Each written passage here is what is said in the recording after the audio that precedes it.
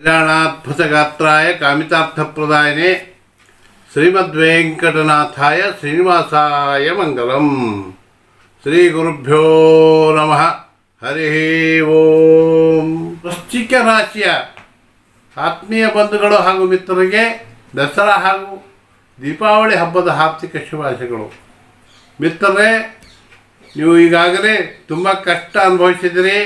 ನಿಮಗೆ 5 ತಿಂಗಳಿಂದ ಗುರುಗ್ರಹ ಅಷ್ಟಮ ಸ್ಥಾನದಲ್ಲಿತ್ತು. ಈಗ ತುಂಬ ಕಷ್ಟಗಳನ್ನು ಅನುಭವಿಸಿದ್ರಿ.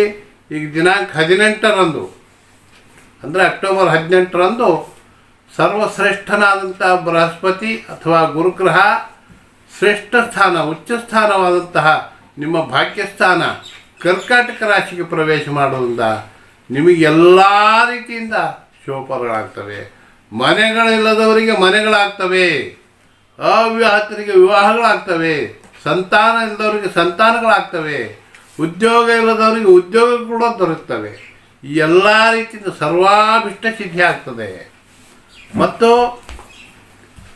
ದಿನಾಂಕ 2ರಂದು ಬುಧ ಗ್ರಹ ಹಾಗೂ 3ರಂದು ಶುಕ್ರ ಗ್ರಹ ಹಾಗೂ 17ರಂದು ರವಿಗ್ರಹ, ಈ 3 ಗ್ರಹಗಳು ಬರ್ತವೆ.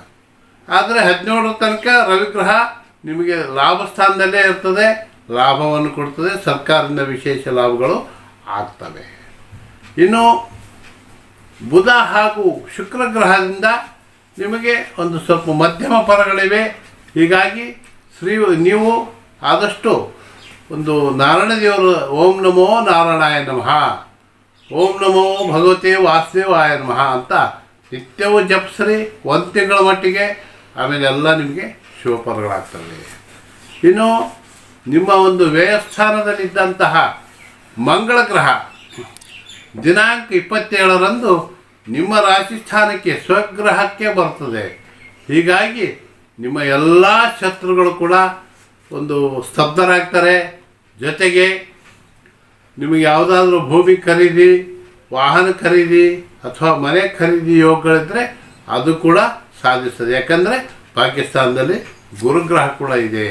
ಗುರು ಹಾಗೂ ಮಂಗಳ ಗ್ರಹದಿಂದ ನಿಮಗೆ ವಿಶೇಷ ಒಂದು ಧನಲಾಭಗಳು, ಆಸ್ತಿ ಲಾಭಗಳು ಆಗ್ತವೆ.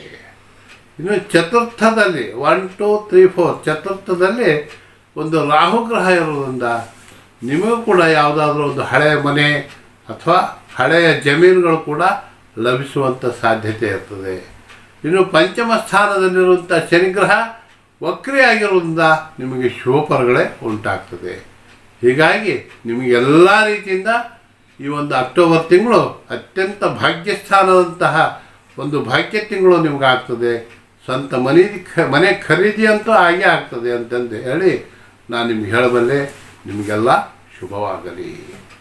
ಸರ್ವೇ ಜನಾಃ ಸುಖಿನೋ ಭವಂತು. ಸಮಸ್ತ ಸನ್ಮಂಗಲಾನಿ